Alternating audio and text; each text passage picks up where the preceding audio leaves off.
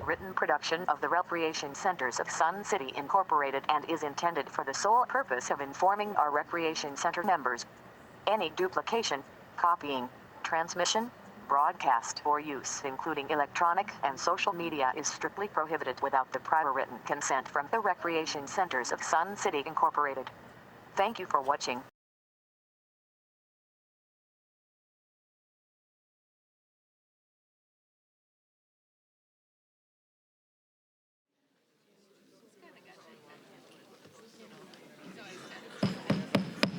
I'd like to call this meeting to order. Will you please rise and join me in the Pledge of Allegiance to the flag of the United States of America. I pledge allegiance to the flag of the United States of America and to the republic for which it stands, one nation under God, indivisible, with liberty and justice for all. Okay. Somebody's beeping. Welcome to our member board exchange. I'm Dale Lair, president of the 2022 Board of Directors. This meeting is audio and video recorded, and please be advised there will be no recording or use of this without permission. If you could please take out your cell phones at this time and put them on the silent mode. I'll try to remind you at the end to turn them back on. Thank you. This will be our last exchange meeting for 2022, and I would like to share some of my thoughts about our journey this year. Right from the beginning, we changed the name from the board member exchange to the member board exchange. I'm still getting it confused. We did not set a time limit on speech, but we agreed to graciously stop if the bell was rung. We set up a structure for members to come forward, share their problems or concerns with the board, but we also asked that each member provide at least a few suggestions to address their concerns. So here are my concerns. Unfortunately, this fall, we've had several contentious meetings. Instead of coming forward with a concern or question and providing a few suggestions, it's turned out to be a gripe session. So here are my suggestions for 2023. I prefer to call this meeting the exchange. It takes more than one person talking to have an exchange of ideas and thoughts. So it's the board, it's management, it's the members. We all come together to share our ideas and come up hopefully with some solutions. I also ask that members state their concerns. Be prepared with several suggestions when you come up. You know, if you're not part of the solution, you're part of the problem. And then respect. I think that we need to treat everyone with respect.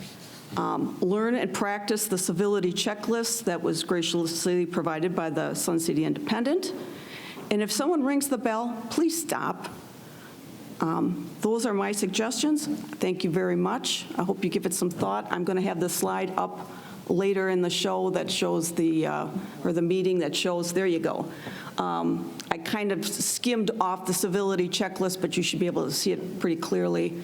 And again, state your concern or your question, and then be prepared to offer some suggestions. I would now like to introduce our Board of Directors and Management personnel. Director Collins. Hello, everyone. Director Fimmel. Hello. Director Akins. Good morning. Oh, Director McAdam, sorry about that. Good morning.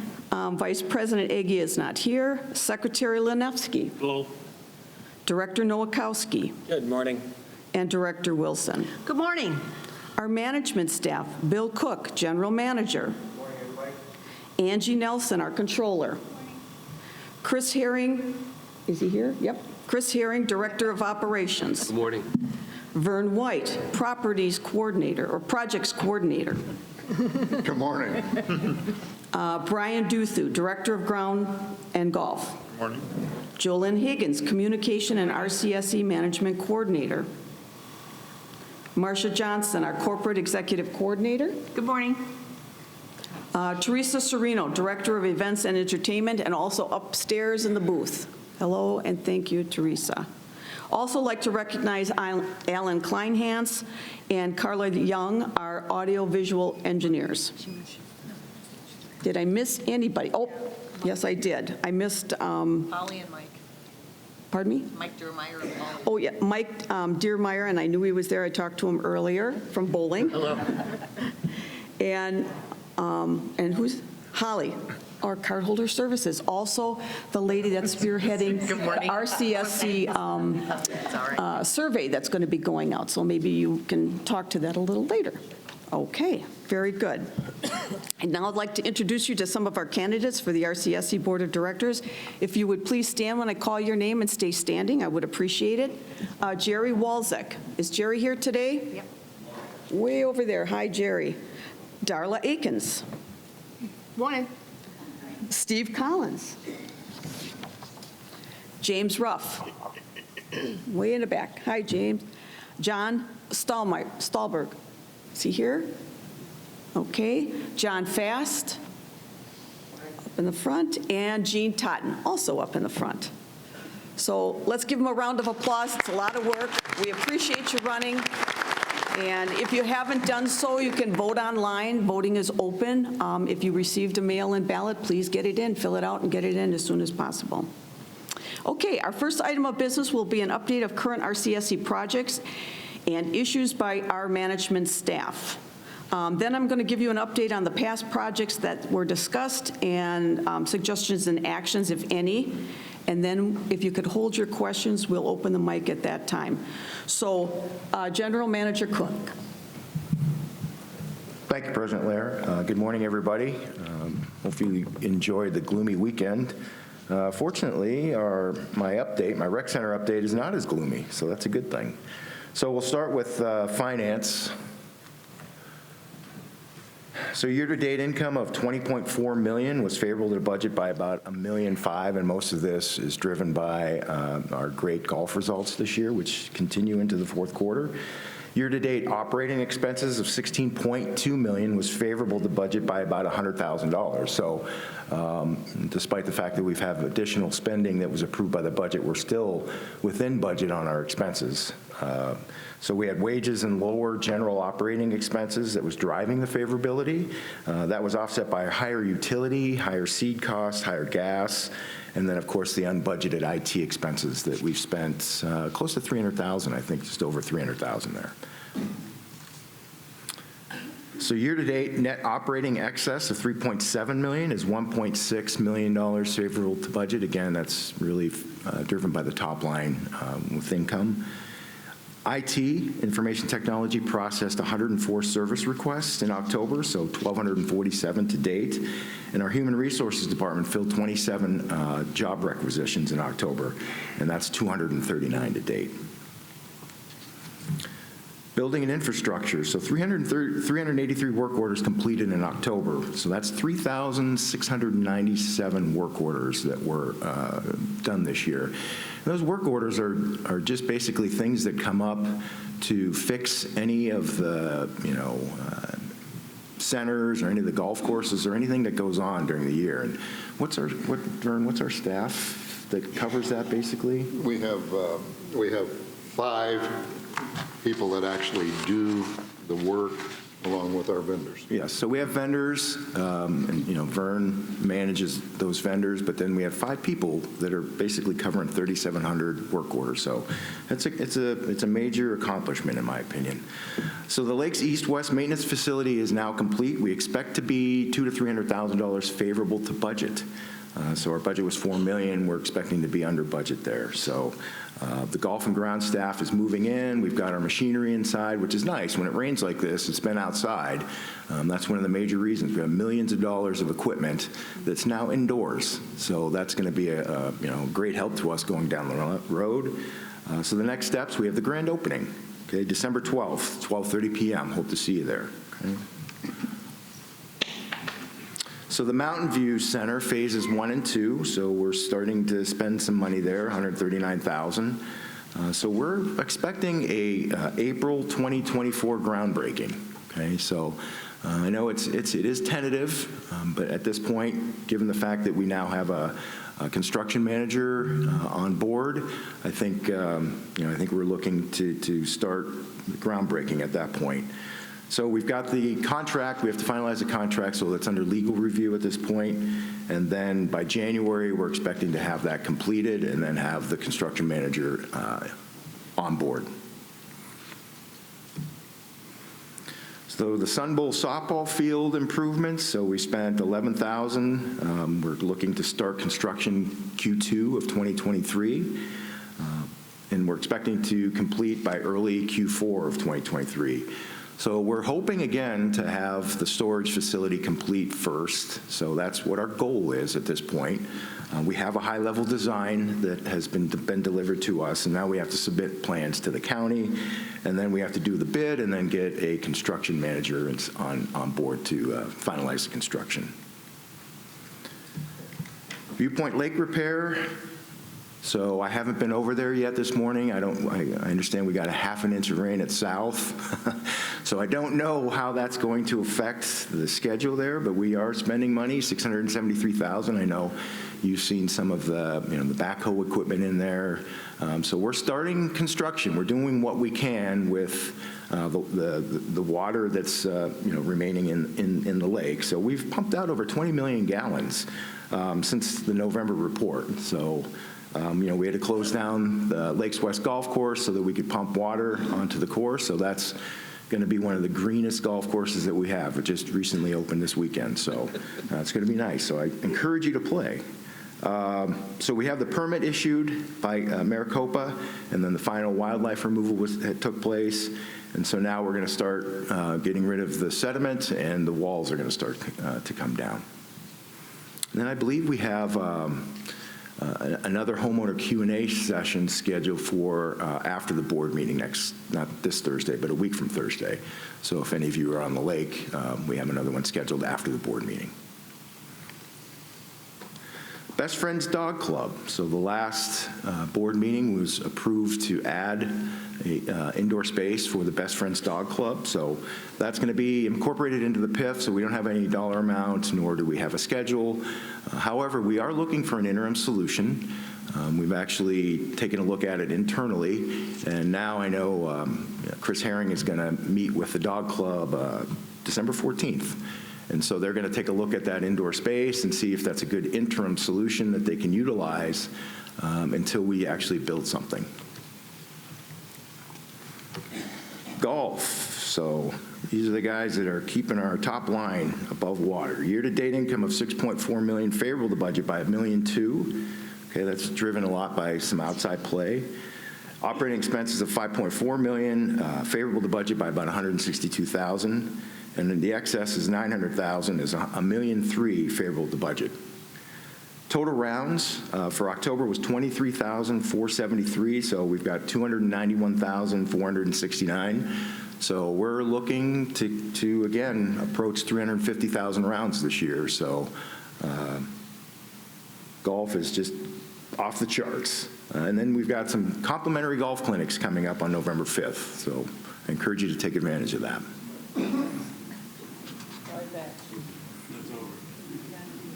What happened? Oh, darn it, that's right. What am I doing? It started November 5th, right? It started. That's when it I was going to say, they're still going on. They're still going on.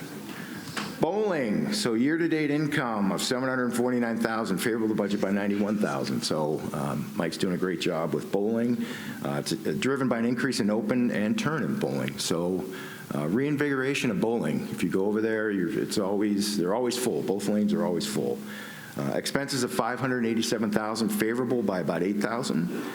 Year-to-net net operating excess of $124,000 is $89,000 favorable to budget, so doing well. Lineage in October, 30,643. Lines bowled, 248,126 year-to-date, so going crazy. And then again, don't pass up your chance to bowl with a director. We just had it for December, but I believe what do we have, about 30 people? Yeah. I walked in there and I said, "Is this a league?" And Mike's like, "No, this is people here to bowl with me." So, there's people that are they want to get back into it, and so it's been great. It's been very successful. Operations. So the Grand Center ingress and egress is well underway. So the security measures there, I think it's been successful. So the tokens have been distributed to the clubs. We've had safety and corporate policy compliance training rolled out to about 80 employees. So we're really trying to, invigorate the safety, and I think it's really shown in terms of our work comp claims and our GL claims have come down this year. So, really trying to push safety training. The Bell Fitness equipment upgrade is on target to be installed in January. And then the cardholder survey, which President Lair mentioned, is going to be available January 16th, all right, with a due date of February. So emails are going to be sent out with a link. Really strongly encourage you all to, go out and fill out the survey and let us know what you guys are thinking about what's going on, okay? Events and entertainment. So 2023 season ticket packets were on sale, and we sold over 400 so far. So season tickets went on sale the 13th of November, and season show ticket sales started November 14th. And the annual holiday celebration will be here this Friday, okay? So starting at 3 o'clock. So we're going to have the duck races. We already did a preliminary duck race. It's going to be simulcast. It's going to be like a casino in here. It's going to be awesome. So encourage you guys to take advantage of that. We'll be indoors this year, so the cold isn't going to be as much of a factor as it sometimes is historically. So I encourage you guys to be here. I hope to see you guys. All right. So that's it. Thank you very much. Thank you. We really only have two open issues or suggestions on the line here. First one was the Best Friends Dog Club, and I think that Bill Cook did a good job of kind of explaining where we're at. The second happens to be the marquees, and we're putting a lot on the research to be done with ASU. So, Polly, do you have anything to add on, kind of be the cheerleader there for the survey? Sure. As you may know, we are in partnership with ASU on the survey, and the ad hoc committee from the Long Range Planning Committee has been hard at work editing, deleting, adding questions that they feel is important to the survey. The most important thing about the survey is that you do it. You take the survey. You don't have to take it all at once. You can do it in 10-minute increments at a time and come back to it. We just want something from you. Even if you don't finish it, submit it. So these surveys will be available online to your email inbox. Look for it January 16th, and you have until January 6th to submit it. It's also going to be available at Lakeview at the corporate office and at the Bell Visitor Center for paper versions, if that's what you prefer, or you don't use email. So it is available to every cardholder. Thank you. So Polly, just a clarification. Did I say February? Did I say January? Yep. Sorry. January 16th to February 6th. Thank you. Perfect. Thank you. All right. I'd like to now open the floor for discussion, and while we do not have a time limit for speaking, we do ask that you consider time so that everyone who wants to speak will have a chance to speak. If you make comments and you want to return for a second time, we ask that you wait until everyone gets an opportunity to speak, and then time allowing, you can return for additional comments. So, yep. Okay, Diane Benstead, 122394. This is my first time actually speaking at this board member exchange, but I'm here today representing our Marinette Clay Corner as their president. We have a couple concerns regarding our club's expansion project. Excuse me, I'm a little nervous. I'm going to read my script so I stay to the script and my facts, because it was 3 pages, it's down to 1 with big print. So that's for everybody else here. Our past president, Donna Kraft, and I came to the board member exchange in 2018 asking for additional space, equipment, storage for our membership. We were then told there was a process for those requests. The RCSC board guided us to that process, which was a budget request form that was to be submitted annually by all clubs. Even if you don't have a budget request, they suggested each club complete the request. We've completed our request every year since 2018, and finally are at the front of the line to get our project complete. RCSC has been wonderful making sure that they have everything needed, and I mean everything needed, in preparing for our project. Current architectural plans, plans submitted to Maricopa County, permits approved. Recognizing our current power shortage and additional power needed to support our expansion plan. Currently, we cannot even plug in an extra piece of equipment in one of our rooms without blowing the circuit breaker. We've had to run our kilns intermittently every day all summer long because we don't have enough power to support the kiln room. We have been patient and understand the delays due to the supply shortages and additional cost. We've listened, a lot of our members and I have listened month after month to members, not our members, but members, cardholders, coming to these meetings with their request. My question is, are they just trying to jump to the front of the line, or maybe they just don't understand that RCSC has a process for these requests? Our club's concern is this process still in place? Is the process being communicated to the clubs clearly? And my biggest one here is, without an approved 2023 budget, how does this affect our club and our RCSC community? Suggestions. Number one, pass the budget. The other day I was brushing my teeth, and this has been going through my head over and over. Even if you go into the dollar store, they've increased their dollar price to $1.25. That's a 25% increase. I know some of the complications here have been over the assessment. A lot of us people in this community have been here, second generation, first generation, so on and so forth. But we have not had an assessment increase in over 5 years.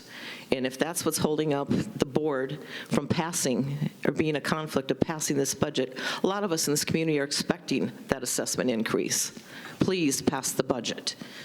When a club is approved for a capital improvement, could you also please provide us with a timeline for the project? We have many activities and schedules within the clubs that have an impact on that. Keeping us in the loop allows our club to plan better. And I do want to say that Chris and Mike have been wonderful when we send them emails, but a bigger timeline for a lot of us in the community would be very helpful, because we read in your Sunview all the PIF projects and where the schedule is, but some of the clubs, are not, they're in a capital improvement, and we don't have a timeline that kind of shows us what's actually being done in the community. Again, I want to thank you for your time here today and everything you do, making this place a great place to live in Sun City.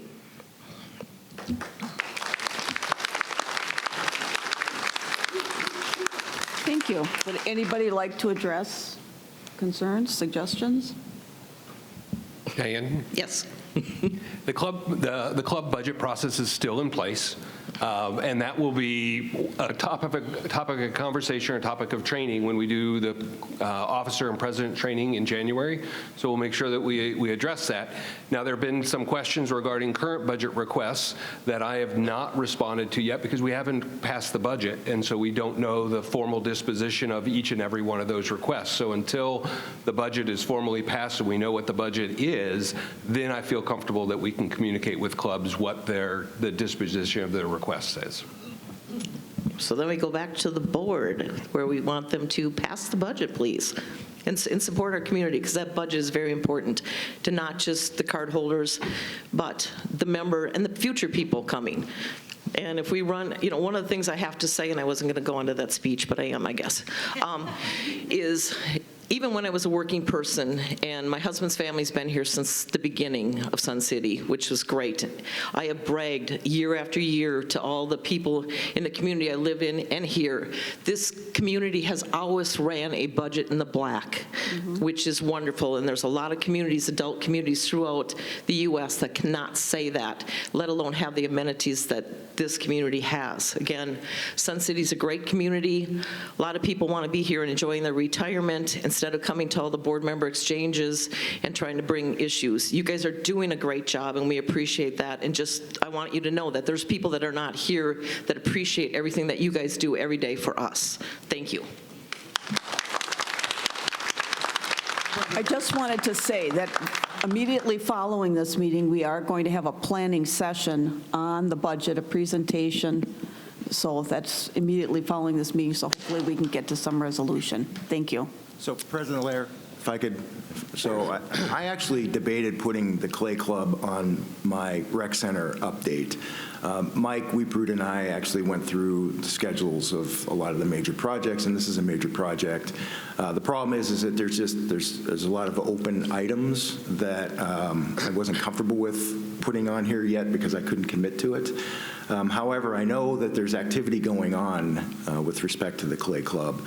And I'm going to actually ask Vern maybe to just give just a couple things that are going on. But I know that, the electrical panel has been one of the major issues, and that's a supply issue. I hate this, to keep using supply chain, but unfortunately we're fighting that just like everybody else is. So Vern, if you could just give like 2 minutes, and then what I will do is going forward, I will add Clay Club to my update. So you'll see that on a monthly basis, okay? Yeah. Well, Diane and I go back quite a few years now. But Diane, I want to emphasize one thing. One way or the other, we will get the hole between the rooms done. Probably. It will probably be right after the first of the year, okay? But now, as far as, oh my gosh, I'm sorry, I can't remember your vice president's name. Oh, hi, yeah. At some point, we're going to get with you and look at this SES panel that has been the thing. We have to wait for the budget, obviously. Okay. And that is our huge hang-up. We will also want to get together with you as far as shutting down that room completely and get with your timing, the best timing as well. So, I mean, there's a whole lot that we have to interact with when we do get the approved budget. We did that. That's that communication piece that's key. Yeah. You betcha. Okay. Okay. Thank you. Charlie Peterson, 130438. And I just want to say I enjoy Sun City so much, especially the opportunity to play 5 different golf courses. It's just been great. However, I did want to bring to your attention the South Golf Course, and it's really disappointing this year in the overseeding that went on there. A lot of bare spots. And on top of that, it just seems like it's been overwatered. There's, it seems like mud everywhere. You have to clean your ball every time after you hit it. And that's not the case with the other golf courses. And so I'm just kind of curious what happened on the overseeding there, and also, who monitors the watering of the golf course so that it doesn't have a problem like this. And I guess, Brian, you'd be the one. Thank you. I do agree that South did have some misses on their overseeding. I can't give you any specific causes of that other than they have been reseeded, the bare spots. However, when the temperatures are as low as they are, it takes a while for the seed to germinate this time of year. As far as the wetness, that was addressed with Dennis last week, and other than the rain, you should start seeing improvement in that area, because I do agree it's far too wet. Okay. And as far as overseas, it's a combination of the superintendent and the irrigation techs. I see. They were down one irrigation tech for a good part of the summer, but that's not a good enough reason. Yeah. Another question, I think Riverview is the model for the driving ranges, and it seems like there's a bit of a disparity between the Riverview and some of the others, but in particular South. It just doesn't seem like it gets the same care, the sanding and overseeding that it needs to be in the same class as like the Riverview range. The driving range at South is obviously a lot smaller than Riverview. Riverview, we can go almost 2 weeks before we repeat tee positions, so that goes a long way towards keeping that driving range. And when it was designed correctly. South does need a enlargement to better provide a more than 1 week's worth of tee positions before you have to repeat them, and especially in the winter because the ryegrass doesn't recover nearly as fast as Bermuda does in the summer. Yeah, well, yeah, it just seems and it needs a leveling too because it's an uneven surface. That's true too.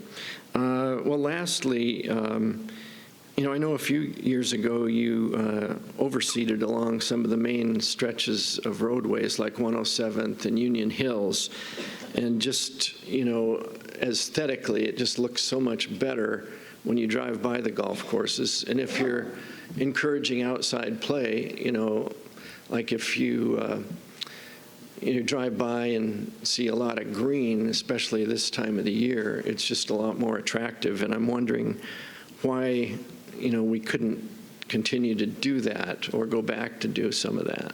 It's not that we can't, but with the incoming water restrictions, we just felt it was more important to save the water for the areas that are in play rather than just for purely aesthetic reasons.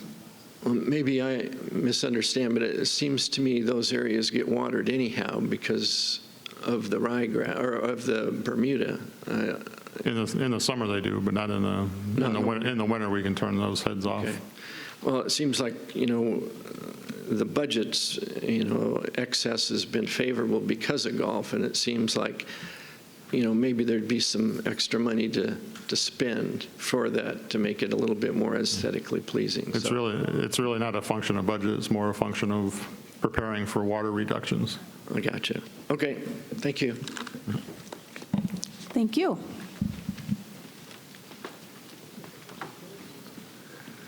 Mike Wendell, greetings board, staff, and for the membership. I just want to say I agree with Dale, your suggestion for renaming the meetings exchange. It's much easier, and that's exactly what it is. And again, the reasons you gave for everything.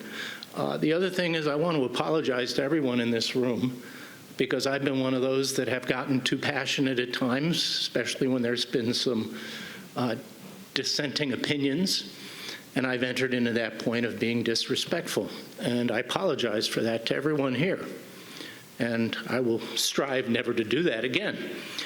The third thing is the bell. I have the distinction of being the first person the bell was rung against, and I stopped. I think the bell, giving it to any one member in the room is giving one person too much power. I think the bell should be, if it's rung, poll the audience. If the audience decides those speakers should be allowed to continue, let them continue. If not, the conversation ends. Thank you very much. Happy holidays to everyone. Thanks, Mike.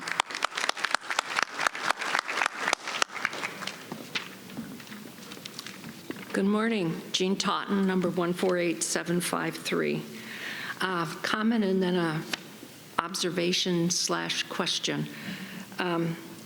I attended my first Arts and Crafts Festival as a candidate. What a demonstration of our community, the city of volunteers.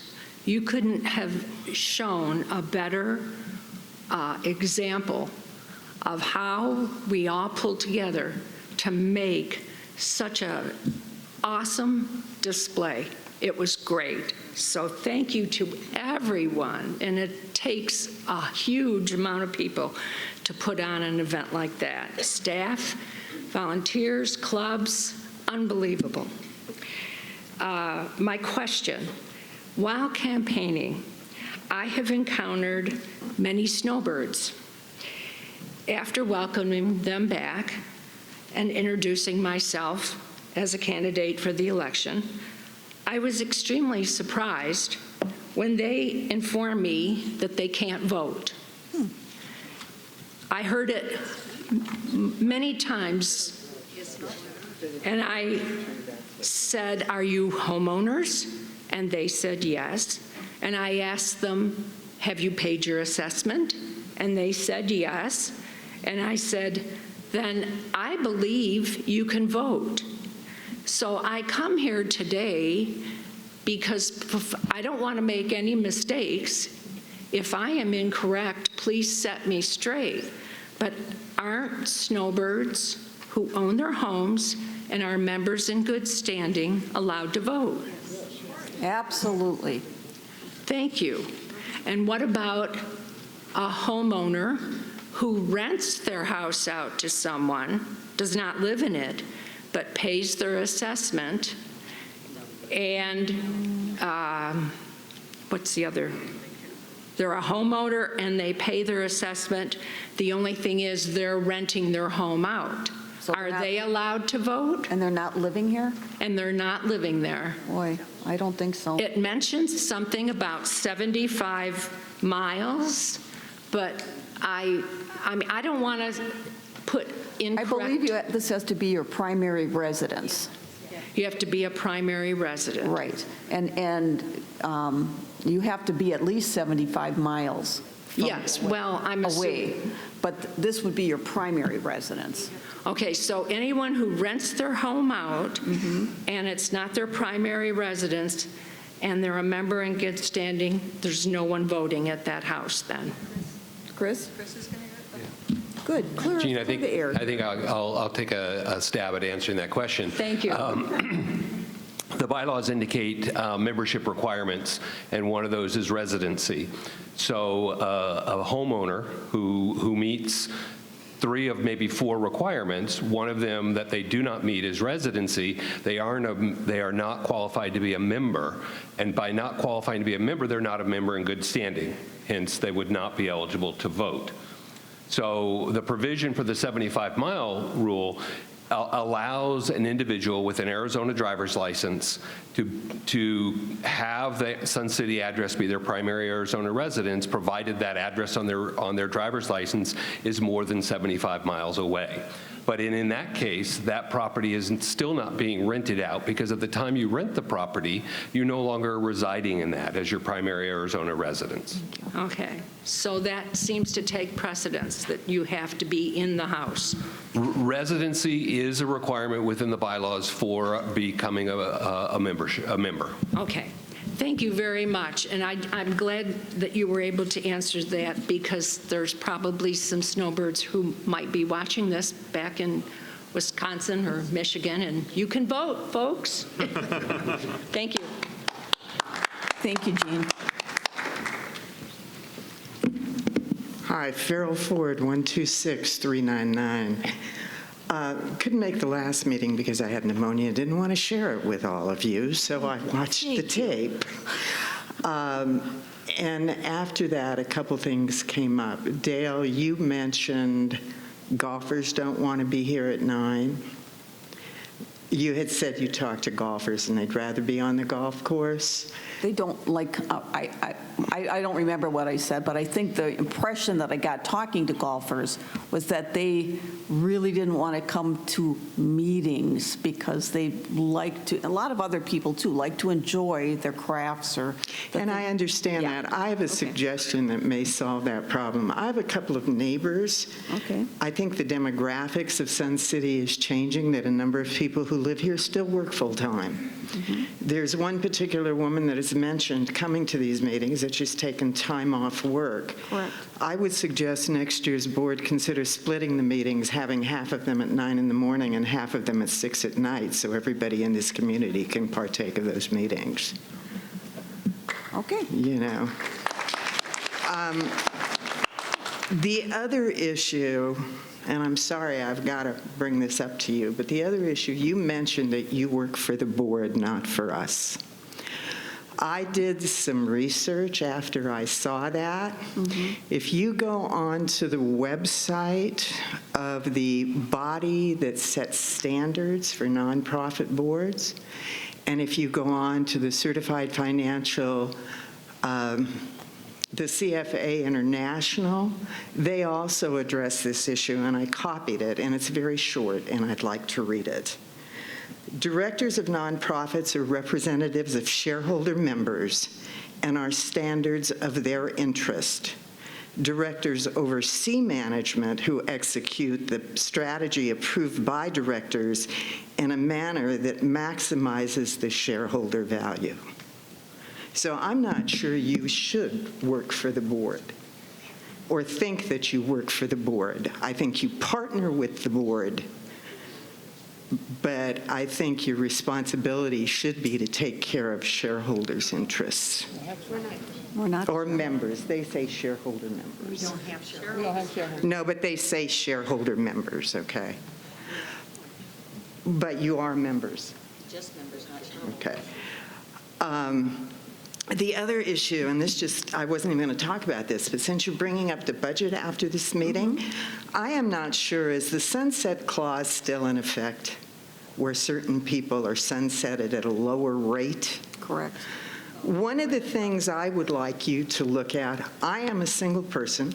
I pay right now $496. If it goes up, it goes up.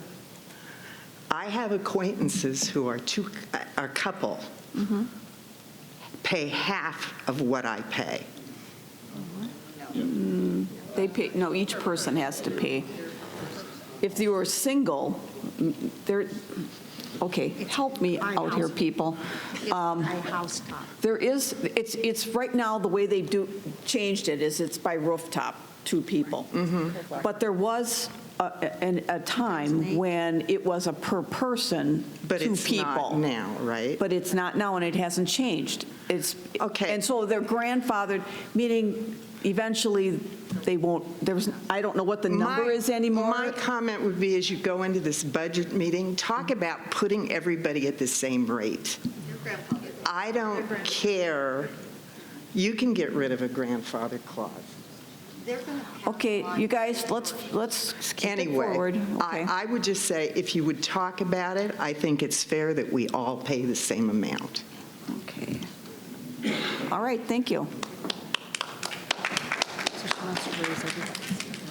My name is Diane Modell, 145165. I've never had a need to come here. I moved here in 2018. I love Sun City. There's no place like it in the world. We have phenomenal facilities. We have phenomenal clubs, and I love living here. I watched the last meeting online, and that's why I'm here. Karen McAdams, you are the head of the Budget and Finance, and you brought this budget to us and said, I'm not voting for it. How can you be the head of Budget and Finance and bring a budget and say, I'm not going to vote for it? Then I went out and I looked at other Sun City areas and what they pay. Oh my word, do we have a bargain here? Sun City West pays $496 per person, not per house, per person, per person. All the other Sun City areas pay lots more than us. To raise $50 or whatever it was, we have a bargain. That's, I don't know what it is per month. You can do the math, but it's not very much per month. That budget needs to pass. I'm also a member of Clay Corner. We had over probably 50 members here today because we feel like we are stepchildren in this community. We have been on the budget, 2018, we've been asking for things, and nothing gets done. We got an increase in space, which was lovely, but I have to go outside to get to that room, and you say you're going to fix that. We've been told our lighting will be fixed, and I have low vision, and I can't see in there, and that's never been done. The only things that have been done are because of our wonderful president. We needed a sink in that new room. She did all the research. We got the sink. The shelving, she designed everything. That is done almost. We needed electrical in that new room. They put electrical wiring from the ceiling with a plug on the bottom. That is a safety hazard. I don't know how that ever got approved and was okay. Nothing, we've asked over and over and over for things, and it's not getting done. And I feel like the stepchildren. Golf gets everything, that car facility wants everything. I feel like the stepchildren. So my suggestion is pass that budget and follow up for what the clubs have asked and where they have been in the line and why nothing is getting done. Pass that budget. Thank you, and I just want to, just doing some quick math, it's $2.41 a month increase. There you go. Yeah.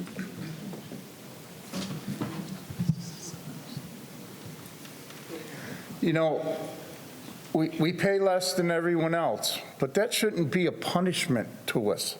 Maybe we do it because we're better than they are. We shouldn't have to pay the same as them to make us as good as them. We're better than them. That's why we're lower.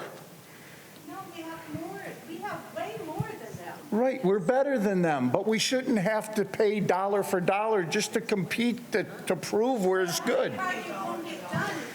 I understand that you guys, you know, you're absolutely 100% right, because 2 years ago, I dealt with your president trying to get the leak in the ceiling fixed over the kiln. So I know you've been battling to get this done. I agree with you 100%. But even without raising the rates of our residents, we'll still be in the black. We have a $10 million surplus. No. It will not take us out of the black. I think people are just misunderstanding that part. That won't take us out of it. President? Alan, please. We are not in the black for next year. The budget for next year calls at this point for an income of $25 million and an expenditure of $27 million. That's not in the black. If we pass this budget without the increase, the budget deficit will be it'll be 27 point, not the deficit, the spending will be the same, but we'll have to reduce the 25 to 24,250,000. We'll lose $750,000. To keep this place the best that it can be, to keep it an excellent place, we need to have the money. So we are in the red for next year as it exists at the moment, if we pass the budget as requested. Madam President, will these kind of things be addressed in this afternoon's planning session? Immediately following this meeting, hopefully. Okay, so this will all be discussed and we can talk about it then. Yes. Thank you. Thank you. Anyone else? Okay, thank you. Evelyn Larson, 160992. And if I had planned to speak today, I would have drank a lot less coffee before I got here. So this is kind of off the cuff, but it's been something that's bothered me since July. And the budget talks don't lend a lot of extra support to it, but I think it's important. I play outside, and I live here full-time. And the rec center's open at 8 a.m. on Sundays, all year around. 8 a.m. is too late on Sunday. It's too hot. You're coming, you're done with your outside activities at 8:30 or 9 because you start at 6 the other days of the week. It's just too hot. And I'm kind of representing another group that's not here, although a previous person spoke to it. We have a lot of people that still work. And if you work a Monday through Friday job, that gives you one day, not two, where you can play outside. So I would like the board to consider, golf changes with the seasons. And if you go up north, it changes with the seasons. Why do we still open at 8 on a Sunday? It doesn't make any sense to me. So I know there'd be a cost increase. It's not much, and I'd like you to consider that. Okay. Thank you. Are you talking about pickleball? I'm talking about pickleball, but if you play basketball, if you play any outdoor, anything, tennis, any of it, if you do any outdoor sport in the summer, you got to be done at 8:30 or 9 at the latest. Okay, very good. Thank you.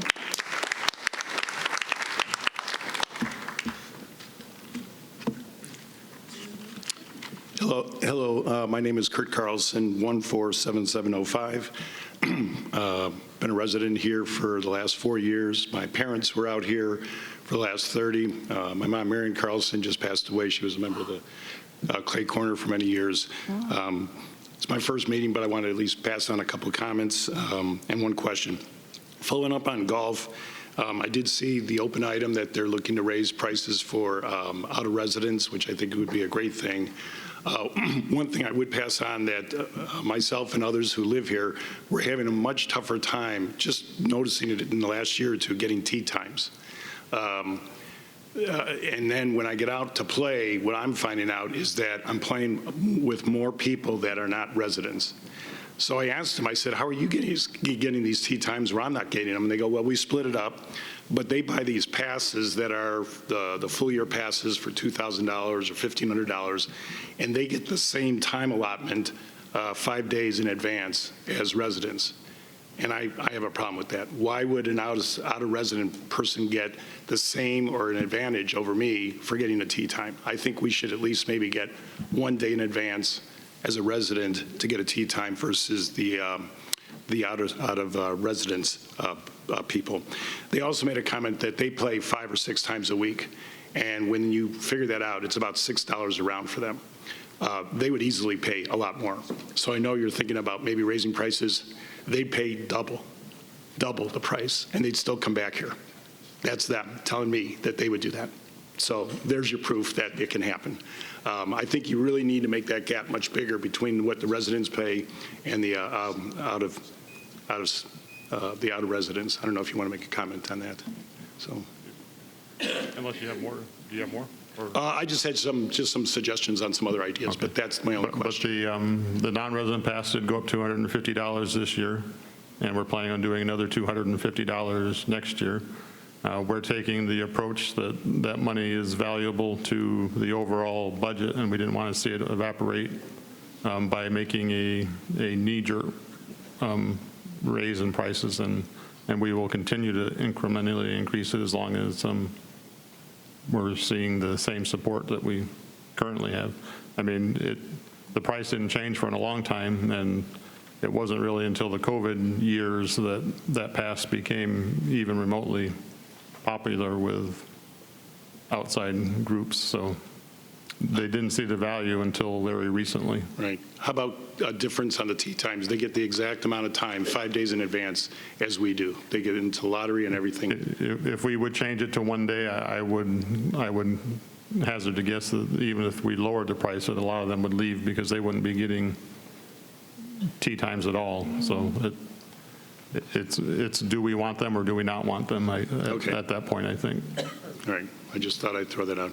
Just a couple other things. By the way, I was very glad to hear that there's, I was going to bring up customer satisfaction survey, and I assume that's the survey that you're doing, so I'm glad to hear about that.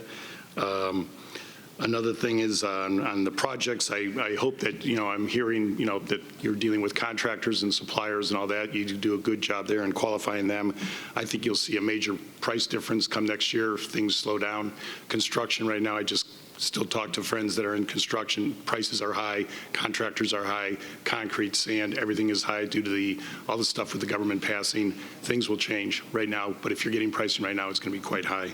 And the last item I just thought I'd throw out is if you guys might consider on your budgets or on your planning committee to consider doing cost reduction projects. Most companies and resident places try to say, okay, where can we also not only spend money, but where can we have some projects to save money, like putting in the solar panels at the rec centers to save on power. That's a great example of a great project. I don't know when that was done. I know years ago when I used to come out here to visit my parents, they weren't there. So, but I just throw that out as something maybe to consider.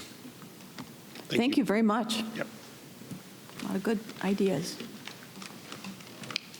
Ricky Toland, 128792. I'm just here to set the record straight. Last meeting, there was some interaction between Mr. Pearson and General Manager Cook about the submittal of a recall petition for a number to get a recall. My first submittal actually went that afternoon. I was on the golf course playing golf, and I got a call from Mr. Cook saying that my recall petition was rejected because it was not specific enough. And so then I started the second recall, and the third and the fourth and the fifth and the sixth, actually.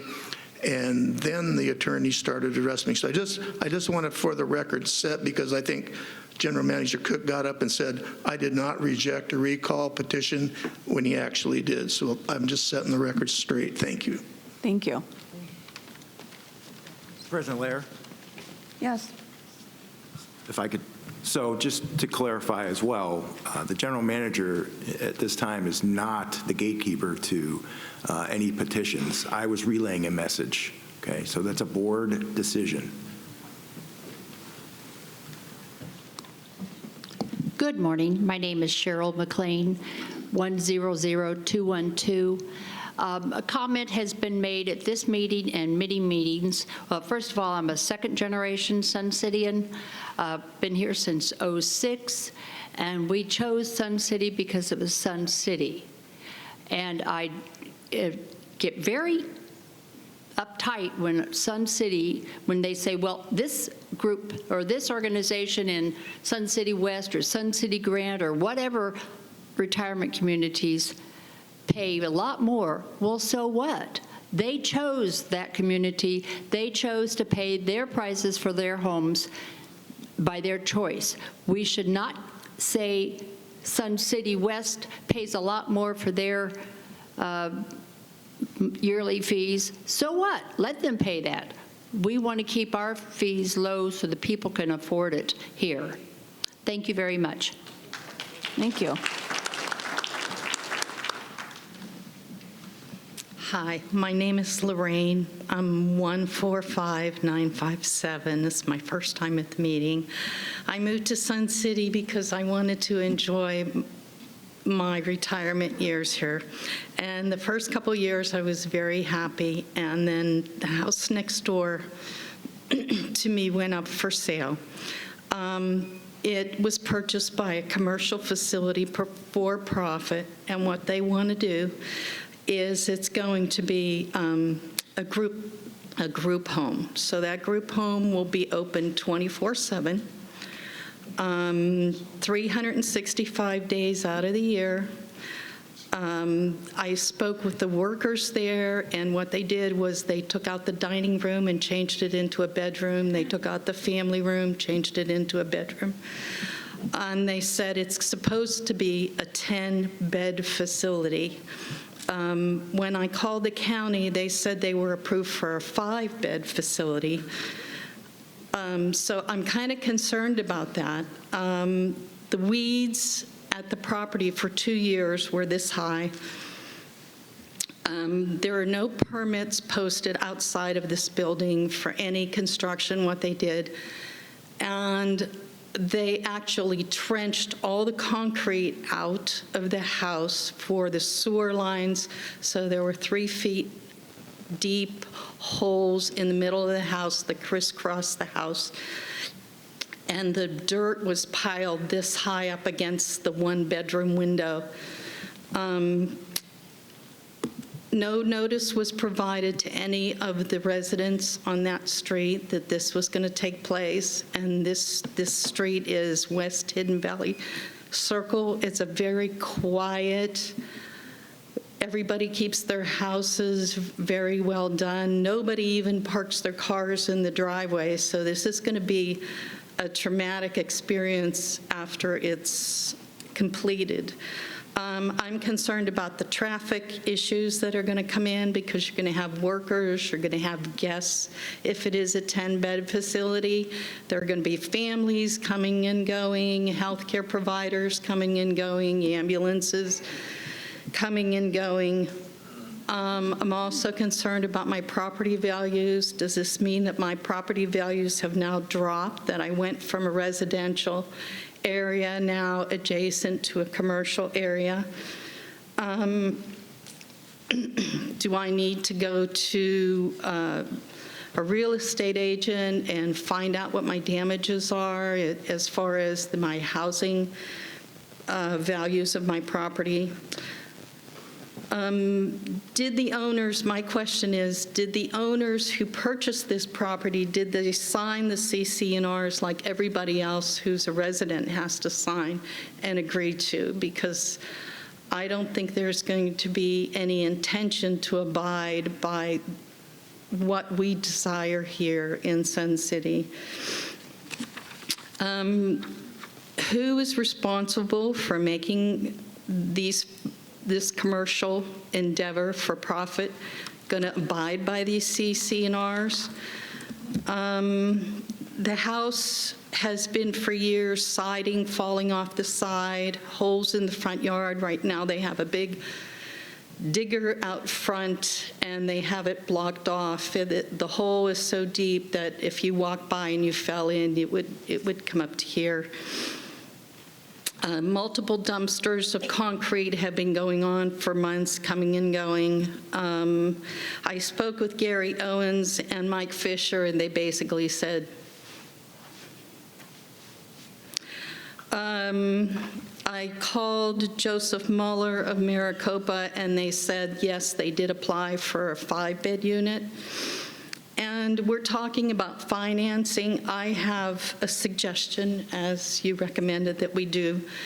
If you get commercial people who come into Sun City and take advantage of our low prices and our low fees and decide to make a commercial endeavor profitable business out of it, then maybe what we should do to supplement our funds is come out with a non-compliance tax and make it 6 times the residential tax, so that if people are deciding to basically thumb their noses at our CC&Rs and just move on to make money and ruin the lifestyle of the rest of the people who live here, then there should be some penalty or some discouragement for businesses to do that.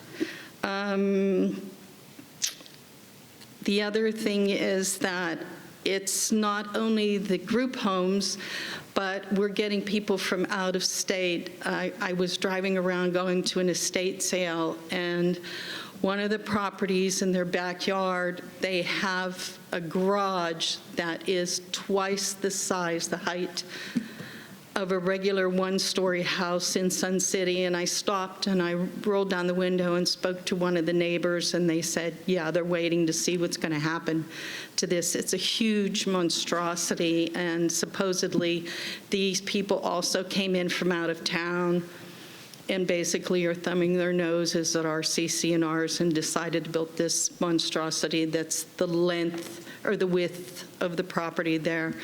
So I'm very distressed. I'm hoping that perhaps someone here can lead me in the right direction to remediate some of these issues, and I see it as becoming a trend because we have no teeth to prevent this from happening. And if the word gets out that commercial businesses can come in, pretty much take over a residential property, and nothing really happens, and people just go, there'll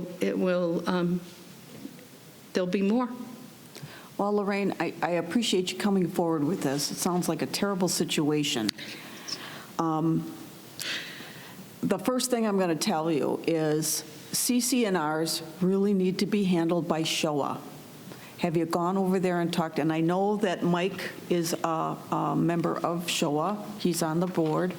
That would be your first approach. The other thing I'd like to say to everyone who's here is it's very important that everyone pay their annual dues to SHOA. It's a voluntary thing, but if we don't do this, then SHOA is powerless to do anything. So we're all in this together. You know, and I agree. I think, you know, our CC&Rs say you're not supposed to run a business in a residential area. So if there was a zoning change, I never heard anything about it. But that would be that's the direction, and they're the ones that have the teeth to fight this. And I know, Mike, would you mind standing up for a second? This is Mike Wendell. He's on the board for SHOA. If you could maybe talk to him after the meeting, that would be a good start. Thank you. Thank you. Good luck. Janet Curry, 155488. I was one of the 7 members of the Bylaws Revision Committee who worked tirelessly over 8 months to present a draft to the RCSC Board of Directors when they reconvened this fall. As we all now know, there were 4 directors who chose to vote the entire revision down if the new bylaws allowed members to collect signatures for petitions on RCSC property. This was one of the most important motions made at the membership meeting a year ago. Our Bylaws Committee was unanimous in making this change to the bylaws. We even added protections that petitioners could not interfere with members' recreational and club activities or block their access and egress to RCSC properties. Personally, I wish these 4 board members would have told us that they would not support this change at the beginning of our bylaws revision process. I would have gladly resigned from the committee and let you select someone who would agree to your terms. It would have saved me and other committee members a great deal of time and frustration. Apparently, these directors thought it would be too difficult for RCSC staff to monitor those collecting signatures. If that is true, then no signatures should be collected on our properties.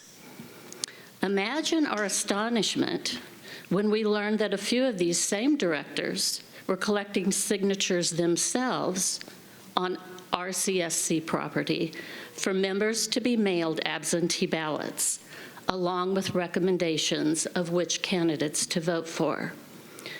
2 of these directors are the chair and co-chair of the election committee. Not only is this disturbing, but it raises considerable questions about the validity of this election.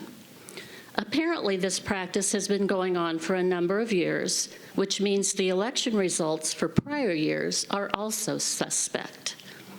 There is nothing in the bylaws that allows for anyone to collect signatures for absentee ballots. The election process clearly states or spells out that members can write, call, or visit the corporate office for absentee ballots. Our current bylaws also state very clearly that committees have no authority to make decisions. Instead, these recommendations are to the board to make those decisions. If there is a board policy stating that directors can collect signatures on RCSC properties for election purposes, I would like a copy of that policy and the minutes of the board meeting where it was passed. This is about equity. If signatures are collected at some clubs, then all clubs should be visited for signatures. If collected at large events such as the Arts and Crafts Fair, what about our members who have mobility or other issues where they cannot navigate such a crowded venue? Aren't their votes just as important? After all, they pay the same annual fee as the rest of us. In keeping with the spirit of these exchanges, I offer a couple of suggestions for this concern. For the long term, an outside neutral vendor should run the entire election, including absentee ballots and voting in person. For the short term, anyone who is on the election committee who has collected signatures for the absentee ballots should not participate in the counting of the ballots on December 13, because they have been soliciting signatures for absentee ballots. This is a serious breach of trust and integrity and raises the concern about fulfilling your fiduciary duties as a director. Thank you.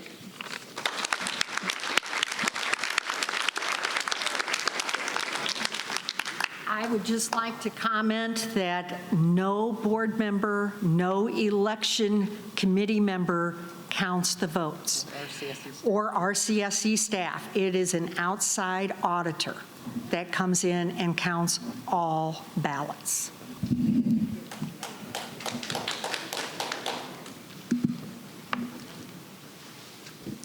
Hi, my name is Janek, and my number is 57377. And it's been a year since I've been in one of these meetings, but I haven't been out of touch. I have read everything you've sent, and thank you for that. And I've watched some videos, and I didn't always think that videos were handy, but I have to tell you, when you're crippled, they're quite handy. And so I just came today in person to just say thank you. Thank you to those of you that have served this last year on the board.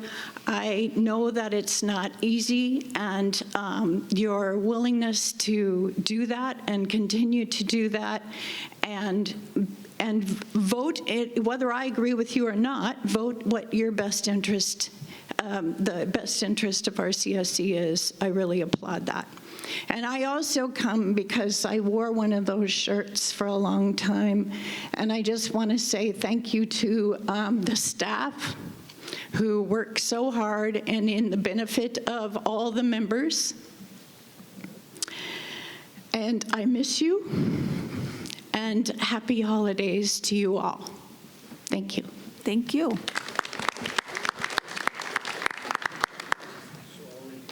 Carol Aaron, 22036. I have to agree with everything that Janet had to say. I was going to say pretty much most of what she said, but I happen to be, I heard that Dale was collecting at Lakeview and having people sign that paper, and I thought, I've been stomping the neighborhood and for 4 full days and trying to get people to vote. And of course, she had her slate that she wanted them to vote for, and I have mine. And I was trying to talk people into getting absentee ballots and stuff, and most of them, they don't care. So if it's not easy for them, they're not going to do it. So I can understand why she was doing that. So I thought I'd go down and try and get a sheet too, so I could get my neighbors to sign it and get their ballot sent to them, and so there'd be a guarantee vote from them, because you make it easy for them. But when I was there, I think the secretary had only been there for 3 weeks, and she gave me a paper. And I assured her that I would talk to Dale, and I was going to call her right then, and she said, you guys were in a board meeting at the time that I happened to be in there.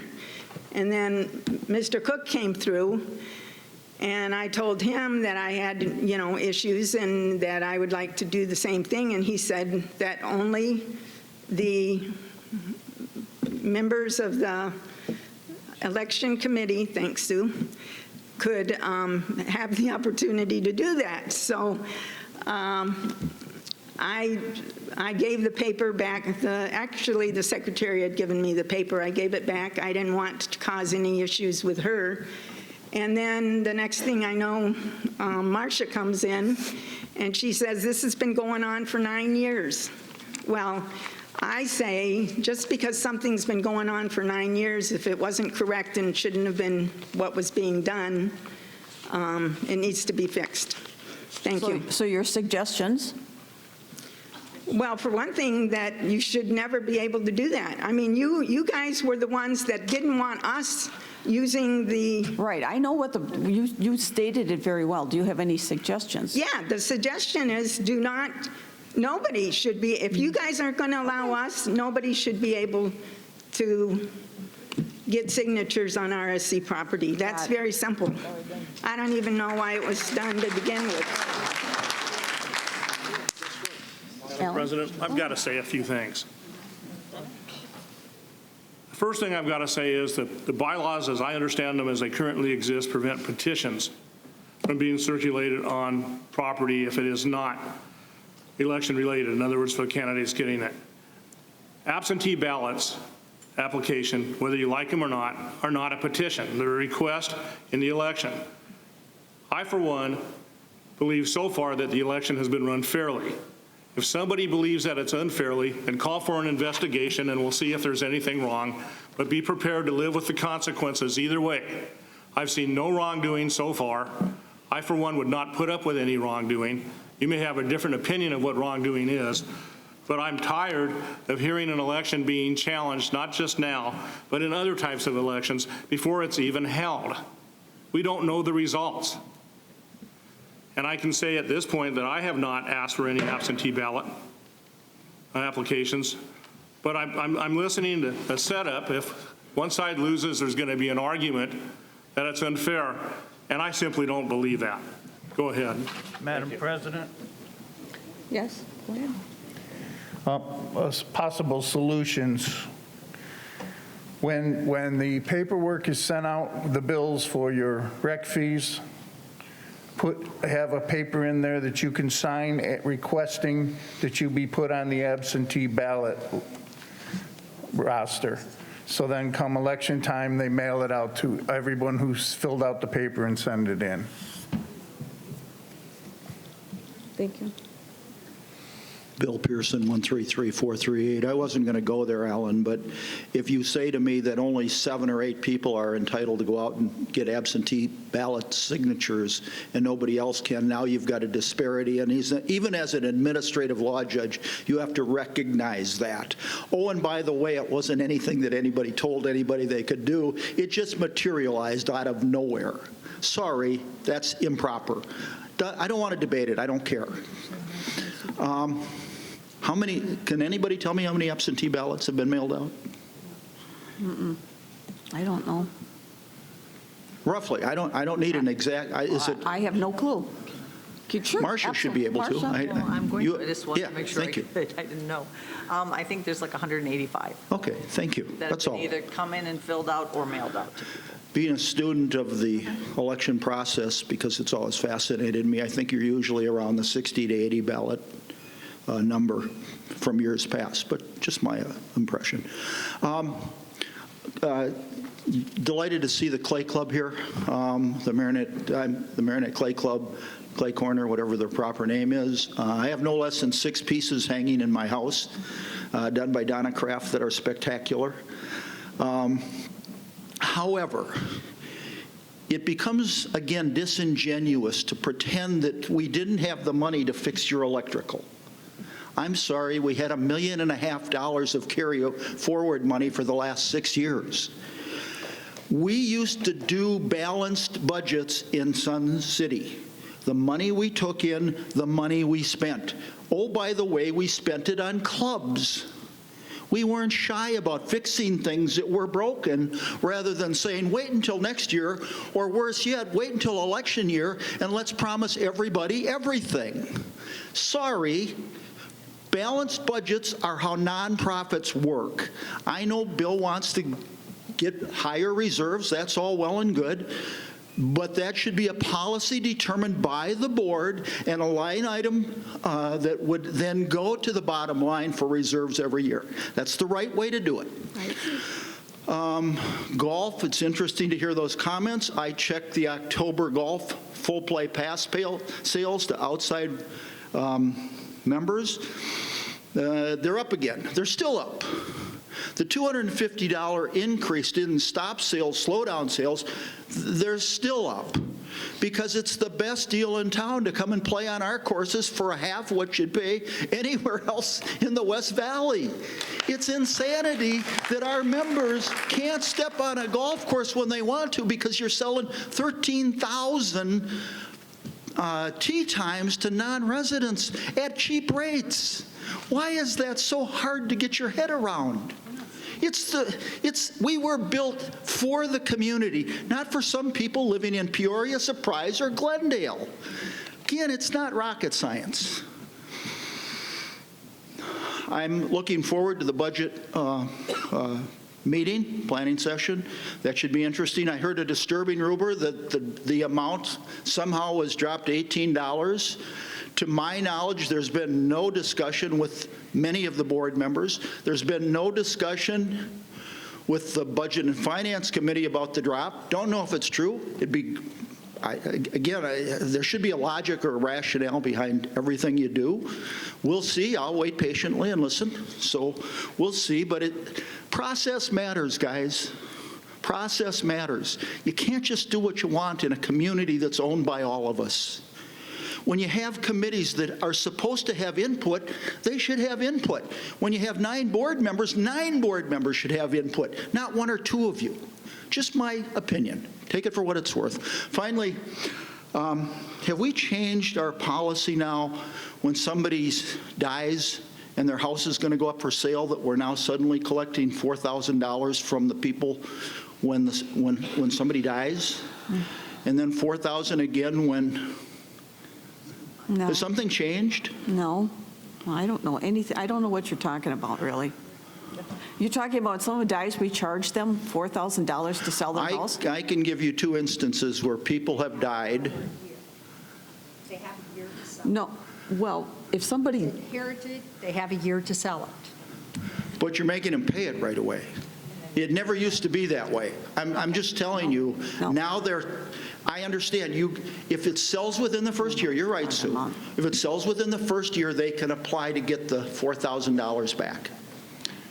I think. Chris? Go ahead. Would you respond? Please, please. See, Bill, if I can. Yeah, Chris, go ahead. This is on? Okay. Yes.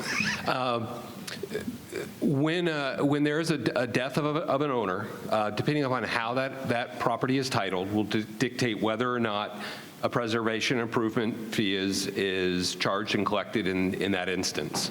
Particularly when a property is owned in a trust and both grantors have passed away, the subsequent contingent beneficiaries are now the owners of the trust. RCSC sees that as a transfer of ownership at that point in time, because there are now owners benefiting from the trust that were not the original grantors. In that case, a preservation and improvement fee would be assessed and collected at that time. The bylaw or the policy allows for the application for a refund for that, not that the fee is not collected until after the year when a refund could be requested. But both the inheritance transaction, the death of the grantors, and the sale of the property have to happen within a 1-year time period.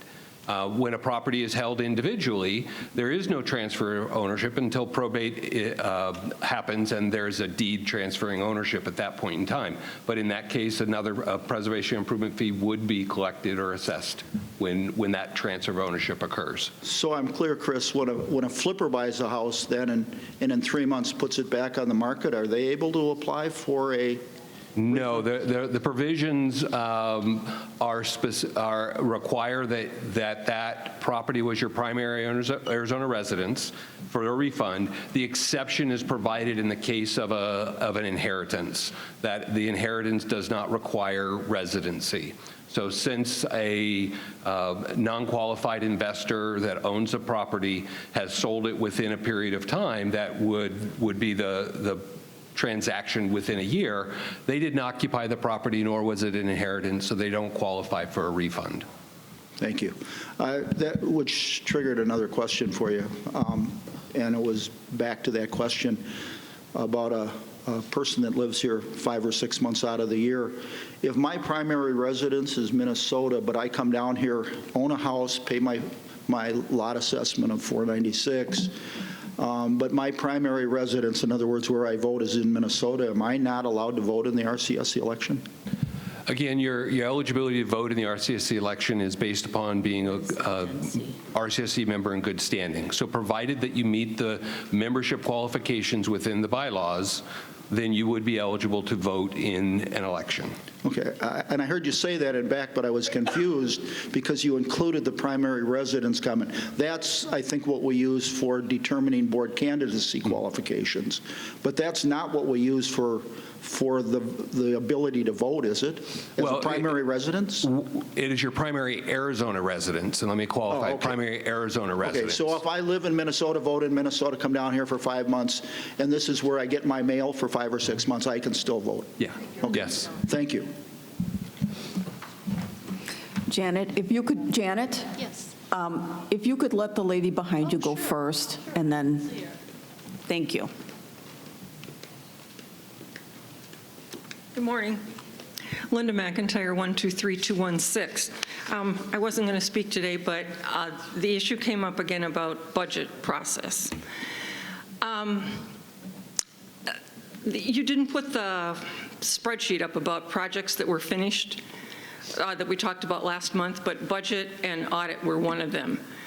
And the budget was checked off, and I believe Mr. Cook said that he had talked with other GMs in the area about our budget process is similar. The budget's prepared by the GM, given to the Finance Committee.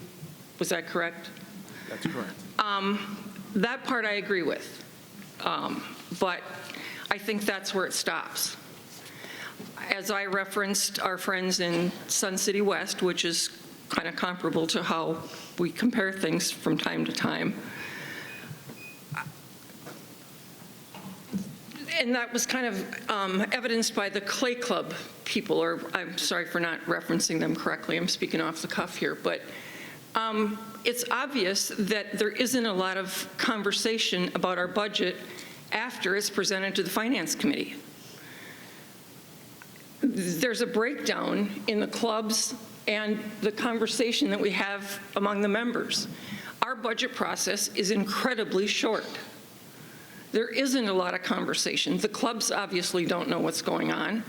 The Finance Committee has very little time to review, and the Finance Committee is the primary overseer with the board of our budget. That's why there's so much consternation about what's going on in this community about our finances. That's why there's so much consternation about the $10 million in carry forward. That's why there's so much consternation about this increase in the assessment. Do we need it or don't we? You want to move money out of the carry forward to reserve. We get that. And Director Lanevsky says we're going to be in a deficit this year. Well, yes and no. You can take money out of the carry forward to balance the budget without increasing the assessment. Can we or can't we? I mean, there's ways to manage this budget. It doesn't have to be this huge controversy. We can get the budget done and prepare for next year. There's a lot of issues on the table. I don't understand why we've had $10 million of carry forward when clubs have been begging for things to be done. It makes no sense. The Finance Committee has a huge responsibility, and in my opinion, their hands are tied. If you look at Sun City West, and I've looked at their website, and you can get a lot of information off their website that you can't get from ours. They're scheduled to meet every month. Why does our Finance Committee meet 3 times a year? They have a huge responsibility. You have a huge responsibility, fiduciary responsibility as a board. That is a #1 responsibility. And part of that, my question about the audit, and Mr. Cook said you don't have to put the audit out for the public display. But what does the Finance Committee do with the audit? Have they been given the audit? We still don't have a decision on or a public presentation to the board. Have you? The audit's not complete. We don't have the final audit. You have a 2020 audit, I assume. Yeah, we have that. Has it been presented to the board? Absolutely. As soon as we have it, it goes to the board. What about 2021? You must have had that so you could do your 990. No, we don't have 2021 finalized yet. Wasn't November 21st the deadline for you to file your 2021 990? They were filed. And you We just don't have the final report. So we have the information to do the 990s. We just don't have the final report. Okay, so okay, let's go back a year then. Has the Finance Committee had a report from the CPA? Yes. On the 2020 audit? Yes. Did the board? Yes, we deliver that to the Finance and Budget Committee as well as the board. You deliver it? Yeah, we give it to them. You give it to them, but does the CPA have a meeting with them?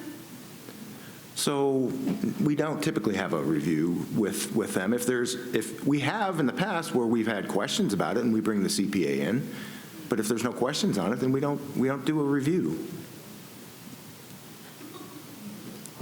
Wow. That's all I'll say to that. I believe that. We're not hiding anything. I'm not sure what you're insinuating. I mean, we give the report, the finalized report, it's our financial statements, and if there's any issues with it, then, then it would be, it obviously is raised in the finalized report. I'm not insinuating anything, Mr. Cook. I'm saying that that does not meet the standards. What standards are you referring to? The standards for a tax-exempt organization. What standards? A nonprofit organization, especially one of this size, it just doesn't meet, If you could tell me what standard, I would, it's not a gap standard, I'm not sure what. It is a gap standard. Could you cite which FASB? I can't get the one off the top of my head. I'm not aware of anything. I've been budgeting since I was 23 years old as a financial analyst. The budget process is just it's a guideline for the staff to understand exactly what we can and can't spend and where our income's coming from.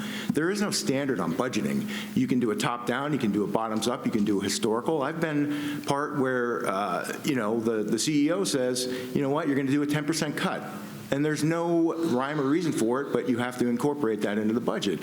We can do a historical. I've had individuals who've run profit and losses, and they take whatever they finalized in the prior year and said, I'm going to add 10% to that. And there's no standard that says that they can't do that. But it's got to be something that we know that we can live with. I will go since I've started here as Director of Finance, we've averaged on our budget accuracy 7% on the top line and 3% on the bottom line. And that's all been favorable. And so I look at a budget, and if you're within 10% of your budget, I view that as success.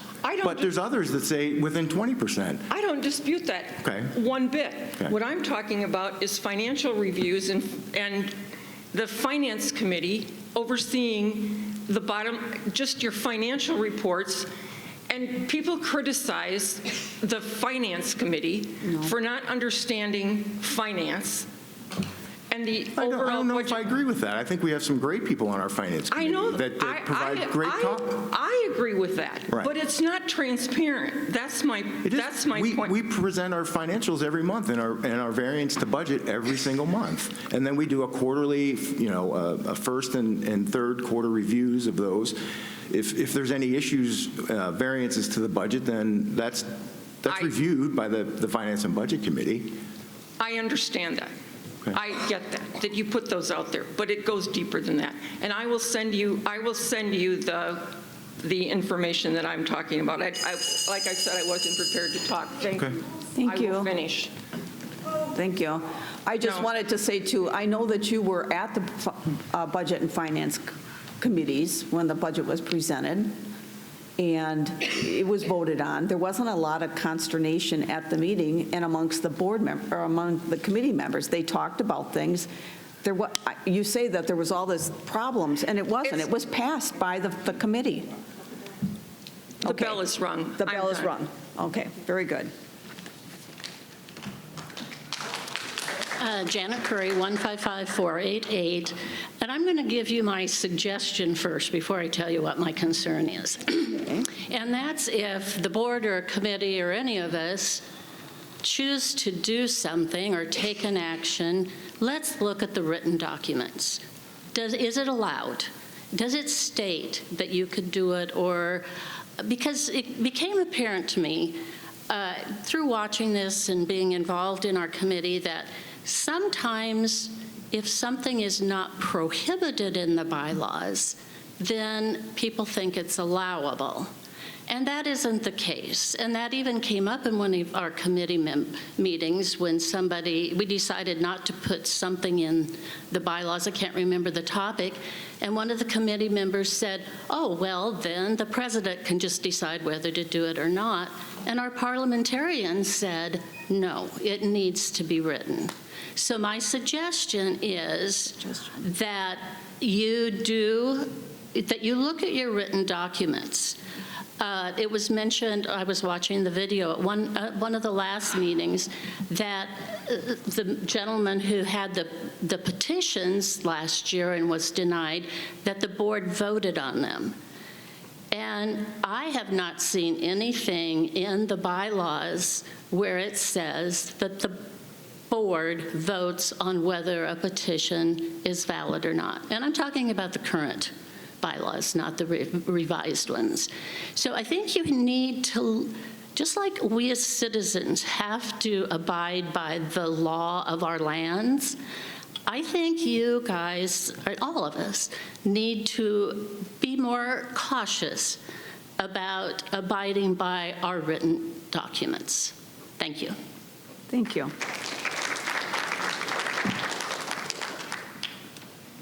My name's Milt Lebsack, 130662.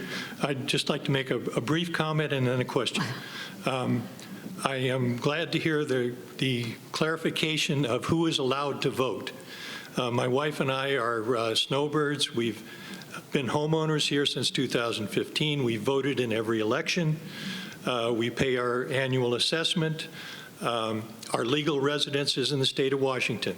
I would like to make it clear to everyone in the audience, and talk to your neighbors about it as well, if you're snowbirds and you're a legal resident of another state, but you are homeowners here and you pay your assessment, you are allowed to vote here, and don't let anybody tell you that you're not. Correct. Thank you.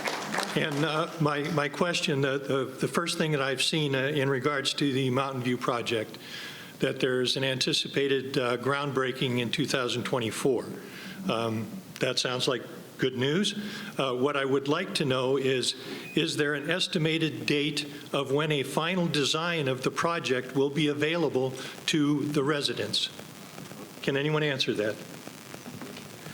So the whole purpose of having a construction manager at risk is to make sure that we've got the responsible party for construction in line on day one with our architects and with all of the subcontractors. So until we get them in line, we have to get the contract signed. So once we get the contract signed, then the wheels will start rolling in terms of getting a more detailed design, because then they can work with all the subcontractors, we'll work with the clubs to see what their requirements are, and so that's what the process will be. We do have roughly, I believe it was about an 18-month construction time frame, is what Alston, who we are partnering with, has given us. So that's, we do know that we have that, but the detailed design won't happen until we have a contract signed and finalized. I heard the mention of 18 months. Does that mean that there may be a final design available to the residents in the next 6 months, in the next year? I believe, I believe we'll have a detailed design, and I don't know if it'll be 3 to 6 months. I'm hoping that it definitely will be within 2023, of course, but we'll have a detailed design, and that, of course, will be reviewed with membership. I'm sure we'll have a town hall session where we can review that, or we can do it at a planning session or what have you. So, and is there any indication of a comment period for residents and homeowners when they can comment on that final design before it's on that proposed design before it's finalized? So my intent is to do the same thing we've been doing with Viewpoint Lake, where we have monthly or every 6 weeks we have a Q&A session. We definitely will be meeting with, and I know that we've already started meeting with the performing arts folks to say what exactly their requirements are, but we'll meet with everybody who officially will have a touch point within the facility and get all of their requirements and make sure that that's incorporated. So the answer is yes. Okay, well, I guess that's the best answer I'm going to get. I hope the project does begin in 2024, and I hope that it's reasonably designed. Thank you. Madam President. Thank you. Madam President? Yes. Since people are already having meetings about what the future design will look like, at what point will we have a concept drawing of what the new project will look like? We already have a concept drawing. For concept 2? Yes. So we have the concept. We just don't have the detailed design. Yeah. So you have a concept drawing of concept 2 Mountain View? Correct. Thank you. Yep. Madam President? Yes. Go ahead.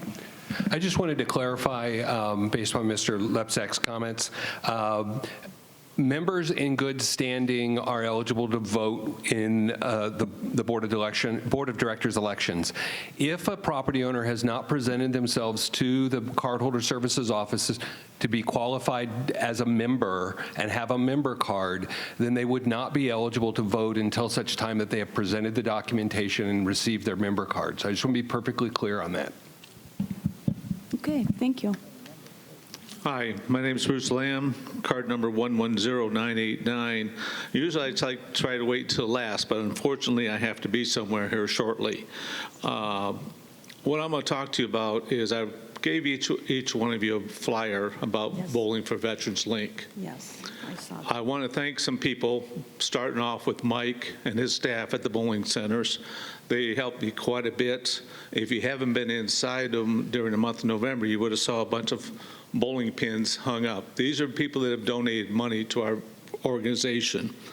It's one of the longest running bowling organizations in existence right now. It's run, this year was 80 years. We had a BVL tournament, Metro Phoenix did, at Lakeview Lanes. We had a full house. We had color guard unit. We welcome all the veterans and so on. That tournament itself raised $5,167 for that tournament. My bowlers, I called from Sun City.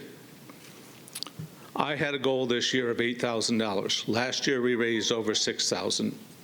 Currently right now with my bowlers, we raised over $9,261.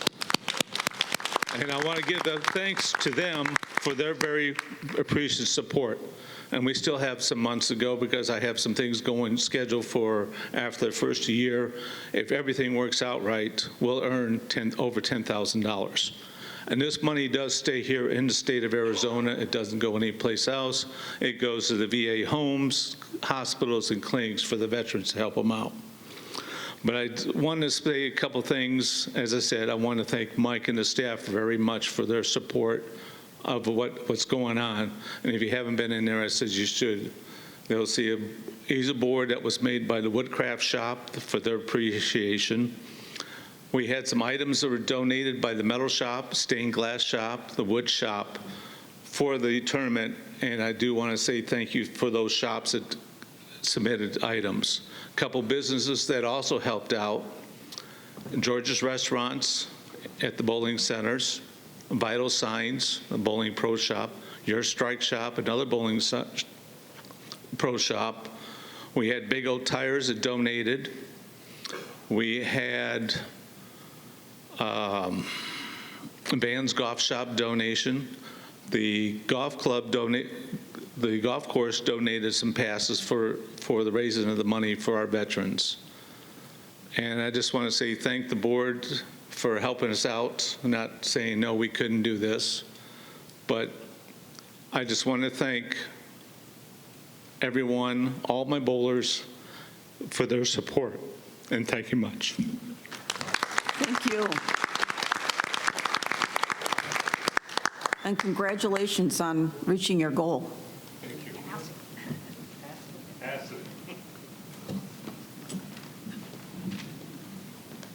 Hey, Ben Roloff, 12663. Didn't intend to speak today, but I heard a couple things that got me off my chair. One, it actually happened before the meeting, and it was just a suggestion that I've been meaning to make for a very long time. I'm assuming that once you get done with the bylaws, you may very well continue with looking at some policies and things. And I'm not even sure if this first thing is even a policy thing. I've been wondering for a very, very long time about when the new president is elected for the board and they make their appointments to all the committees, that you continue to appoint co-chairmen. I mean, co-chairmen make as much sense as having co-presidents. It really make more sense if you have, because we always are told that this person is the co-chairman, but they're really the chairman, and they run all the meetings. And the other person is just a board member who is there on the committee. Well, I'll ask you about your election committee. You are the co-chair, Sue and you. Do you flip-flop back and forth? No, but we do talk. Then you run the meetings. That seems to me that would be the chairman. It's an easy fix. Make it a chairman and a vice chairman, so that if you're not there, the chair can't be there. The co-chair, kind of like you have a co-president. That's the way we are. We already have it that way. That's how we always have done it. Yes. It is like that. We have a chair and a co-chair. Well, that's what I'm saying. How about a vice chair?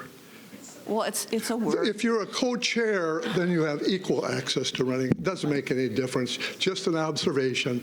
I do have a concern, though. Well, maybe an observation. I agree completely with what Mike Wendell said about the bell. My first preference was if you take the bell and put it back to wherever you found it. Okay. And that whoever is the president run the meetings. I mean, that's what your board elected you to do. I mean, we've always done this. I mean, you have the bully pulpit. You can suggest and say, Ben, you're repeating yourself. Ben, you're saying nothing new. You know, Ben, there's 9 people in line behind you. Wrap it up in a minute. And it works. Well, we don't need a bell. We did try that, you know, and we weren't very well received on that. Well, so, well, but I'll you know tell what? you. I did make a suggestion at the last meeting, and I threw it out there. Should we bring the timer back? Because some people criticize the timer, and some people like the timer. I don't care one way or the other. You either like the bell, or you have a timer, set an amount. I'm wide open for it. It's just we all have to agree to follow some kind of rules. Well, I understand that, and I can agree with you, but what I cannot agree with is the idea that one of my peers out here has complete 100% veto power about if I have talked long enough. How does that happen?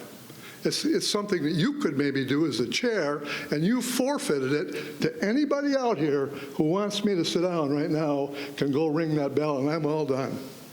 That makes no sense at all. I think Mike had suggested at least take a quick show of hands. How many agree?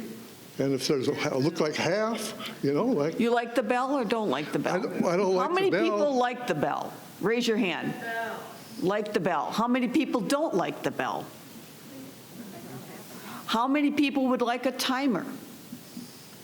Okay, so you don't like, there's more people who don't like the bell, but nobody wants a timer. I would say it's slightly more, you know, so there you go. Can I make a suggestion? Sure, absolutely. My suggestion, you know, the bell, when the bell rang, that scared me, because I thought she was going to the bathroom. I was a little surprised, but, you know, the timer was good because that was the first time I spoke. Sorry.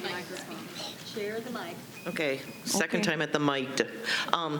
My first time here, I had my little speech. The timer would have been helpful for me to know how much time I was spending in front of you. Now, for somebody to kind of buzz that, but maybe if you just had a timer so we could see how long, you know, give us the 5 minutes so we can kind of go, okay, I want to be up here for a minute. I can visually see the timer, but just not have somebody sitting there ready to hit the hot button, just so that we're aware of our time, because, you know, a lot of us don't want to be here. We want to be out and about. Okay, so we have a suggestion from the members. That's great. Okay. Third concern. I heard something today that troubles me a little bit, and maybe I can be informed better. But that was about collecting signatures on property. Uh-oh. I want to make my point. I can stop anybody anytime, and I can sit here and I can continue to do that for everybody. So if you're going to have a bell, I don't think there's any discussion there. Whether people like the bell, whether people like the timer, whether people don't like it. You're going to have it. I shouldn't have the power to do this and stop this. I renege on it. I didn't talk about Do you want me to sit down? No. Go ahead. Okay, I'll do this very quickly. I think we're splitting some hairs here about gathering signatures on property, whether on the petition or whether on absentee ballots. The whole idea is who can gather signatures on property? And do we all have equal rights? It reminds me of George Orwell's book, Animal Farm, about where he posed this ridiculous ideas about when the animals took over, some pigs were more equal than others. Well, it sounded, from what I'm hearing, is that the elections committee can go out and get signatures for absentee ballots, but not the rest of us. Well, and that I understand, Marcia, I wouldn't put words in your mouth because I didn't hear it from you by any means. This has been a procedure for 9 years. Yes. Okay, well, I don't know if that was Marcia. 8 years, it doesn't make any difference. Here's what the problem is for a good bulk of those, I was on the elections committee. And I may not be the sharpest knife in the drawer, but if elections committee members have been allowed to do that for 8 years, and I was a member for at least 4 of those, I was totally unaware of that I could be doing that. Did you know that this is what's been going on, as far as I know? When I ran for the board, the person who was on the elections committee, talked about having the signups at the meetings. There's been signups. Have you seen that when you came in, that you could have signed up for an absentee ballot? Not right now. Not today. We stopped it because there was such a big brouhaha. And personally, I hear your messages. It's like, yes, there's no clear procedure for it. It looks bad. Let's not do it. But it was done. It was done. It was at every meeting. And the whole idea behind it, at the fall festival, we sat there and took turns to gather signatures for people coming in and out. You know what? If it's a problem and I can see that it looks bad because, we can't get signatures for petitions, fine. We can't get signatures for absentee ballots. And you're absolutely right. Let's make it consistent.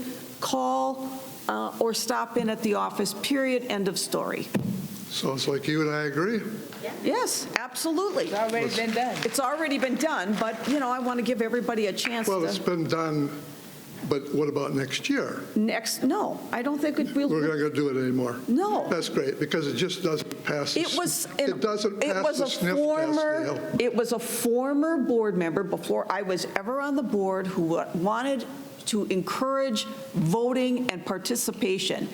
And that individual is the one who started this. Okay? It is what it is. I can see people are upset. Let's change it. I don't have a problem with that. On the day that I supposedly did all that, unfortunately, I was sitting right here. Okay. So I accept you your can't word for it. always go with the rumors and everything else, and it's like, whatever. Just move on. Well, I apologize for bringing up the subject. Sorry. No problem.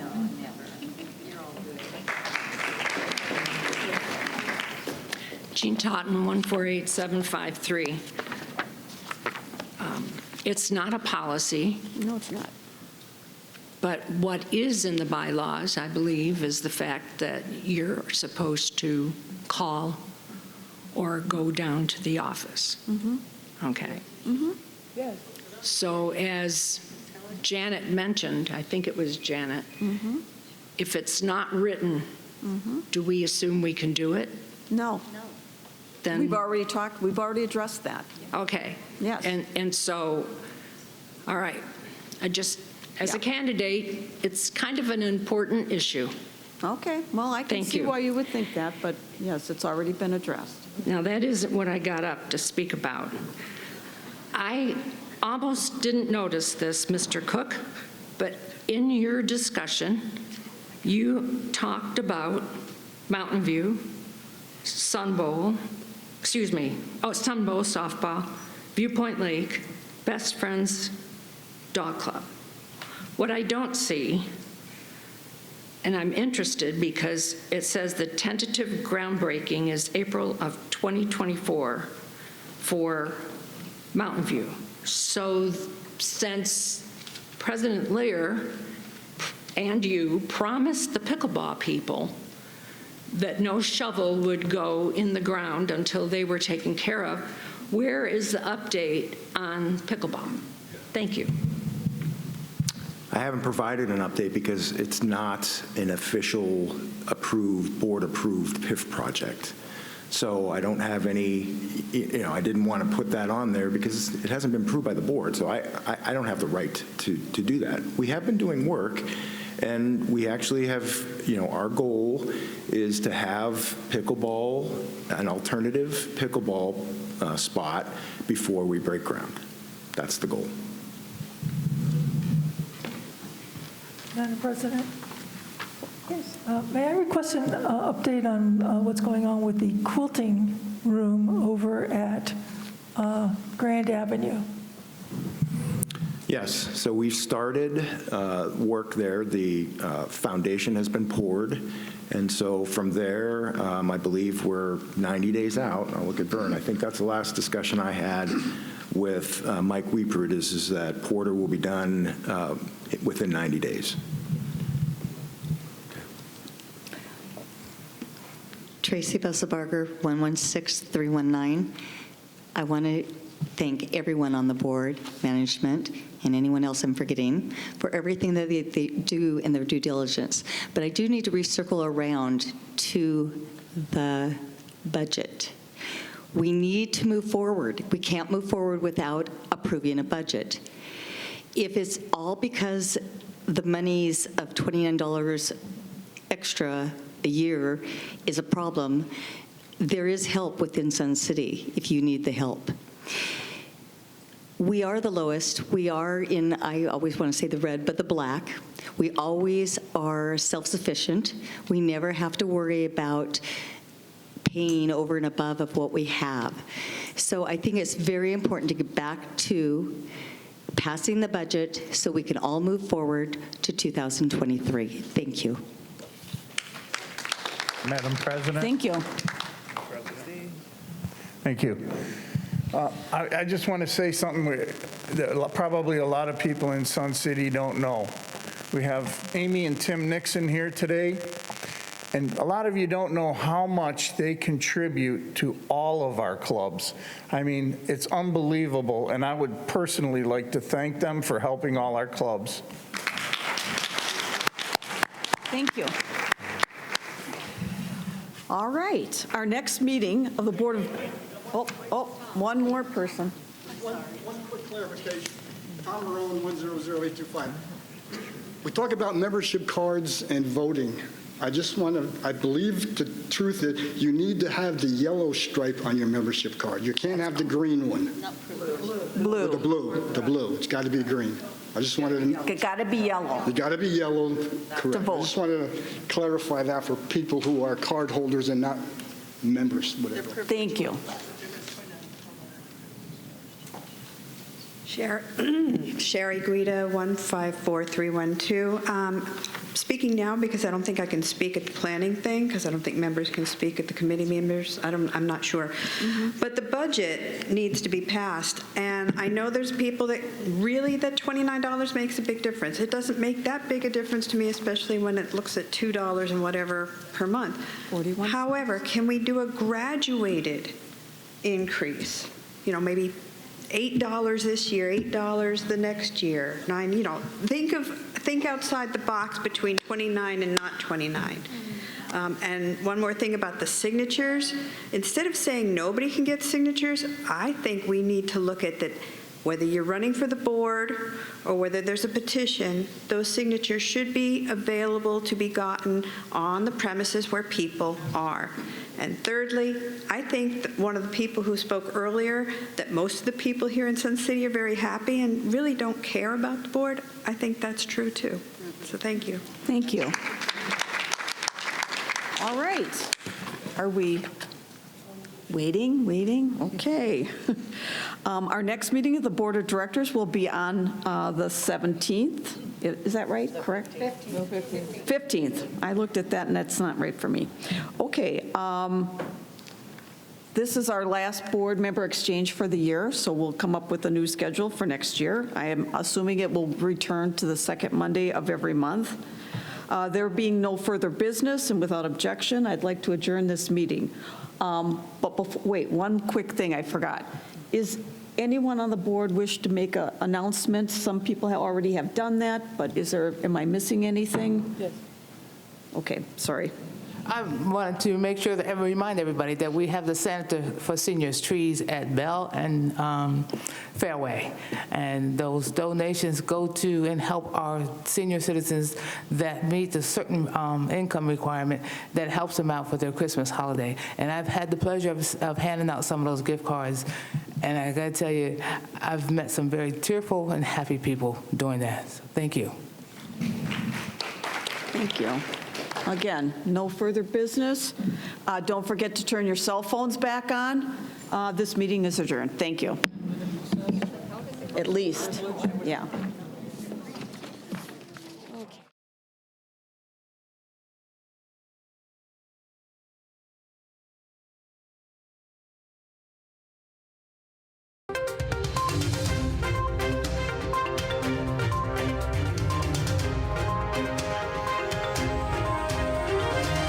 This is a copyrighted production of the Recreation Centers of Sun City Incorporated and is intended for the sole purpose of informing our Recreation Center members. Any duplication, copying, transmission, broadcast, or use, including electronic and social media, is strictly prohibited without the prior written consent from the Recreation Centers of Sun City Incorporated. Thank you for watching.